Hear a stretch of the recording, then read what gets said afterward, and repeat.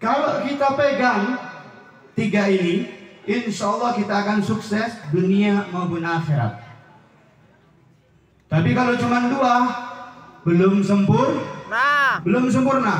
Kalau cuma satu, ya lebih tidak sempurna. Apa beb yang tiga itu? Pertama, guru. Kenapa beb kok harus guru? Orang yang tidak punya guru, hidupnya kacau. Oleng kiri, kapten.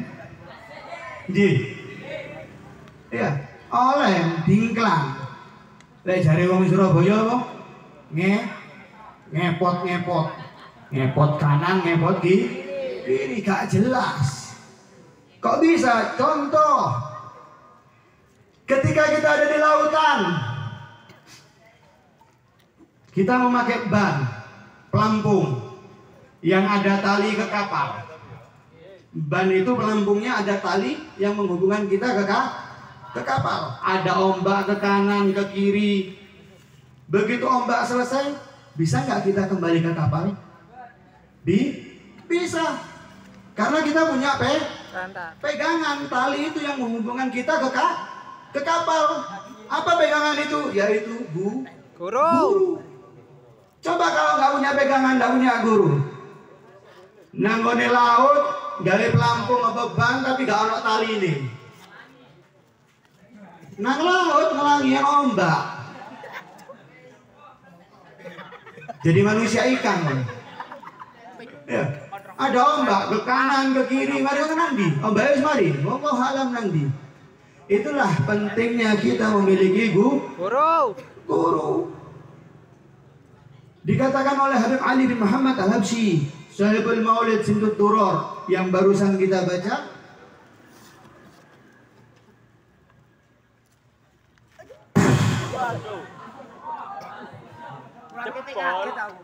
itu aku sone gitu. Pak, kok jadi ketuk Pak? Kaget aku. Allahumma shalli ala Muhammad. Sallallahu ala Muhammad. Alhamdulillah. Dikatakan oleh Habib Ali bin Muhammad Al-Habsyi, ma min zamanihi la yajlisu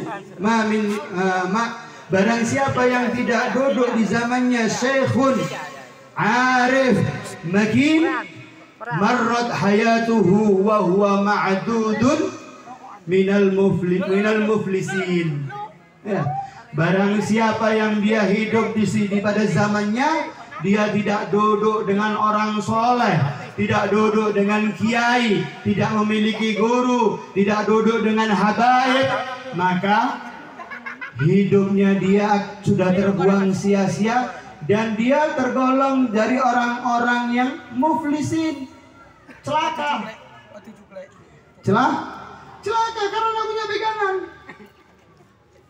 Tidak ada yang bisa mengarahkan, ojo nang gini lek kon nang gini iki kok resiko ning ngene. Lek kon ngakoni iki resikone kon ngene. Yo, lek palang kereta iku wis mudhun ngene, ojo cedhek-cedhek karo ril. Yo, lek cedhek-cedhek karo ril apa maneh sampean menclok nang ril, ditabrak kereta. Itu fungsinya guru. Ya. Fungsinya guru. Jangan cari guru yang viral. Banyak zaman sekarang guru viral. Ya. Guru punya ilmu tapi nggak punya guru, sesat. Sesat. Waktu itu ada yang viral mengatakan bahwasanya ada fotonya Yesus di Ka'bah.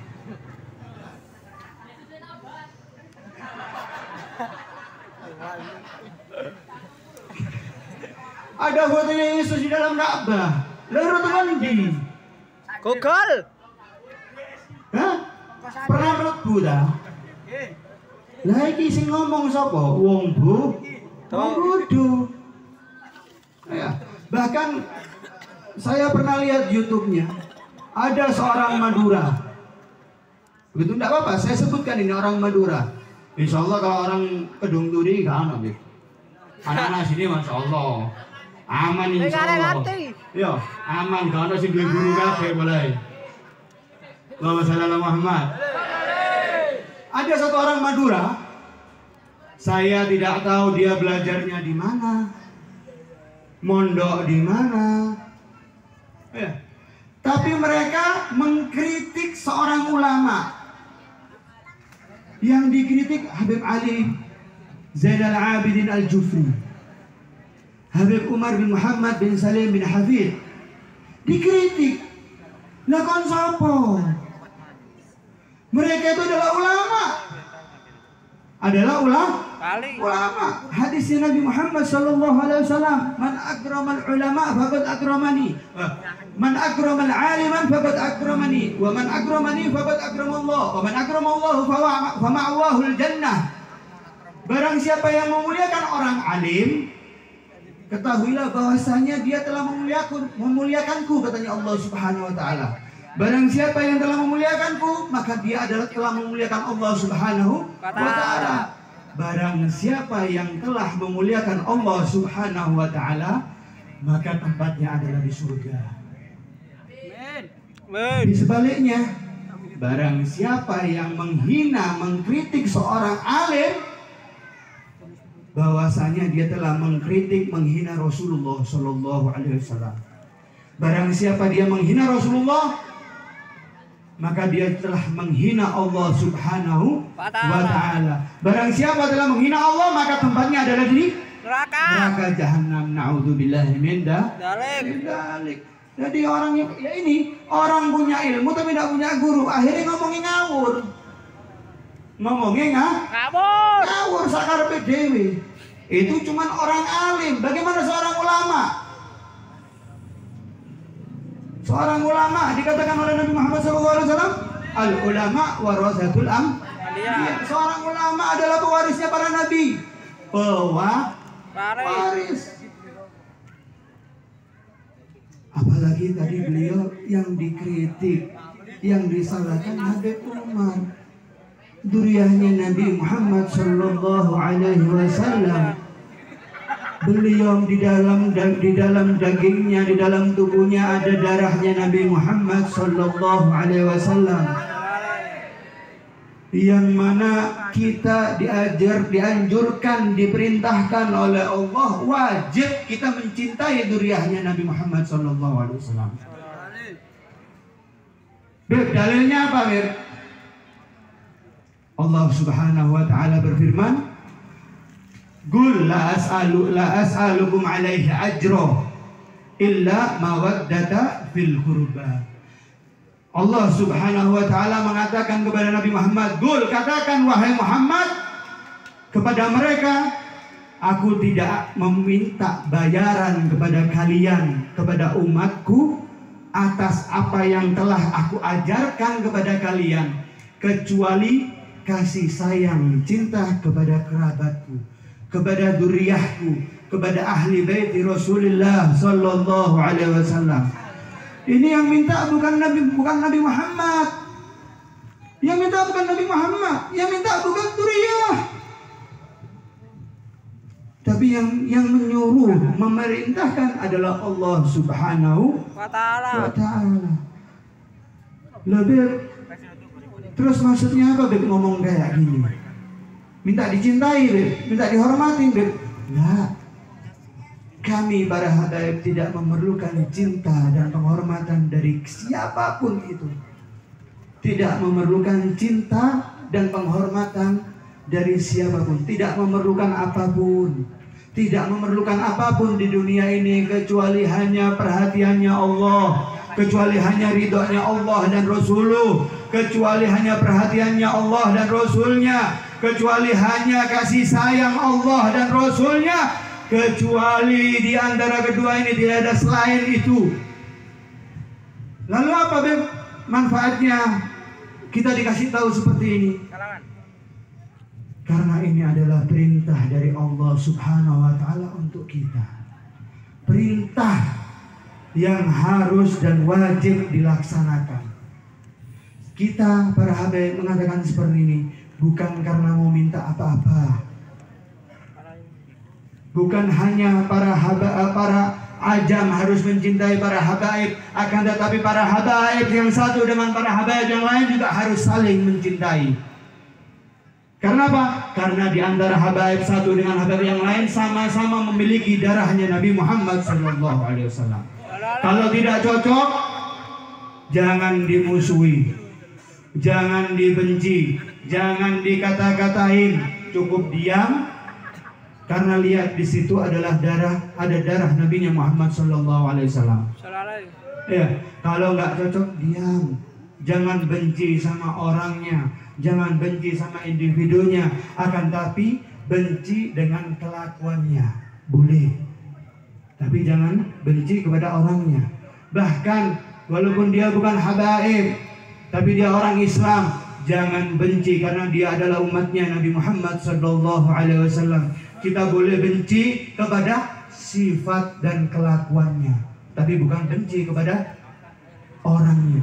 Kenapa? Karena selain dia umatnya Nabi Muhammad SAW, dia adalah ciptaannya Allah Subhanahu wa Ta'ala. Bentuk penghormatan kita kepada Allah Subhanahu wa Ta'ala. Kita mengatakan seperti ini karena kita sayang kepada kalian semua. Karena kalian adalah umatnya Nabi Muhammad SAW. Kalau ada umatnya yang sengsara, sedih, susah, Nabi Muhammad pun ikut susah, saudara. Ikut sedih, ikut nangis. Karena Nabi Muhammad SAW sangat mencintai umatnya. Sebelum kita sebelum kita ada, Nabi Muhammad sudah mencintai kita. Ya. Kita cinta sama diri kita masih jauh kalah sama cintanya Nabi Muhammad SAW kepada diri kita. Bahkan Nabi Muhammad SAW sampai bersumpah kepada Allah, "Wallahi inni ma'aradu wahida min ummati finnar." Demi Allah, aku, Nabi Muhammad mengatakan, aku nggak ridho satupun umatku ada di dalam neraka. Subhanallah. Itulah Nabi kita Muhammad SAW. Nah kok iki dilokno, dikritik ulama, para habaib. Na'udzubillahi min dzalik.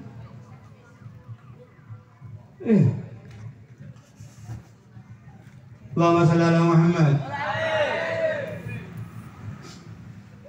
Bahkan yang viral juga ada yang mengatakan agama Islam belum sempurna, masih menuju ke kesempurnaan. La ilaha illallah. Iki wong bodoh. Allah telah berfirman, apa? Laqad akmaltu lakum dinakum wa atmamtu alaikum ni'mati wa raditu lakum dinal Islam. Ya, telah aku sempurnakan untukmu agama ini, agamamu, dan telah aku sempurnakan kenikmatan semuanya kepadamu, dan aku ridho Islam ini menjadi agama. Ayat ini diturunkan pada hari Jumat ba'dal asar di Arafah.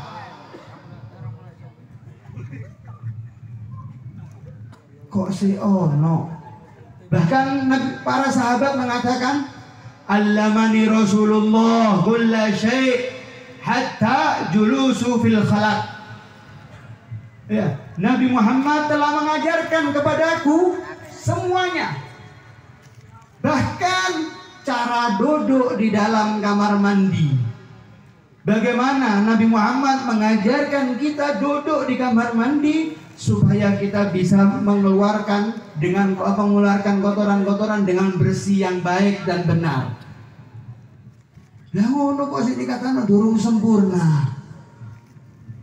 La ilaha illallah. Jadi Yang pertama, kalau kepingin sukses di dunia adalah guyu.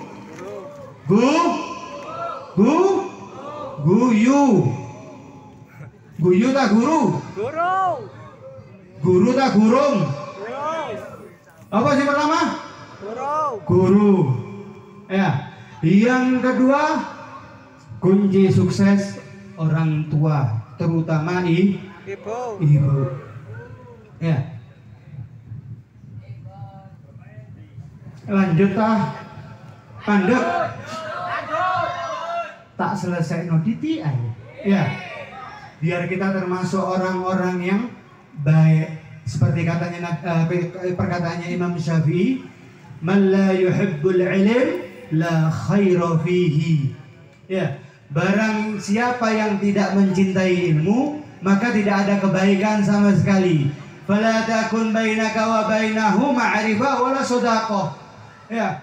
Dan jangan engkau mengenal tentang dia, orang yang tidak suka ilmu, maupun berkawan dengan orang yang tidak suka ilmu, karena tidak ada kebaikan. Alhamdulillah kita semua di sini orang-orang, insya Allah yang termasuk orang-orang yang baik. Alhamdulillah. Ya. Yang kedua, ibu, orang tua. Ridallahu biridal walidain wa sukhtullah bi sukhtil walidain. Artinya nopo?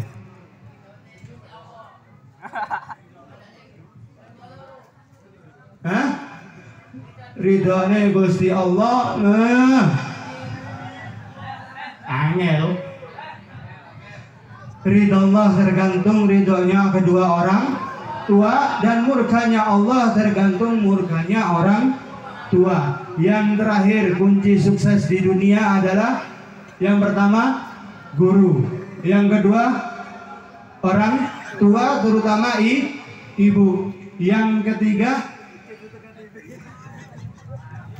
bojo. Beb kok iso, Beb? Takon ambek Habib Rudi. Takon ambek Habib Reza Mahmud. Suksesnya seorang lelaki itu tergantung daripada seorang istri. Karena istri itu yang bisa mendoakan orang suaminya. Semakin banyak istri, semakin banyak yang mendoakan. Beb, botol Beb. Semakin banyak istri, semakin banyak yang mendoakan, Beb. Amin. Setuju? Setuju? Bu, setuju, Bu? Ono sing go parang, Beb. Aja, Beb. Allahumma shalli ala Muhammad. Yang ketiga, istri. Yang ketiga istri. Istri, kalau itu adalah istri yang salihah, suami itu tenang, Pak. Kalau katanya ada orang Madura nggak di sini? Kalau katanya orang Madura itu istri soleha nih kan macelep ateh. Kalau istri soleha itu dinginkan hati. Begitu dilihat istrinya soleha, kita pulang kerja langsung disambut dengan wanginya istri yang sudah berdandan, membawakan kopinya. Sini suami saya bawakan, atau yang sini saya bawakan tasnya. Yang namanya sumpek masalah pekerjaan itu di luar hilang seketika. Iku sing lho benang kono iya setuju abe. Kalau seorang istri sudah solihah, suami tenang. Doanya istri itu mandi buat suami. Bu, doanya sampean ini, Bu.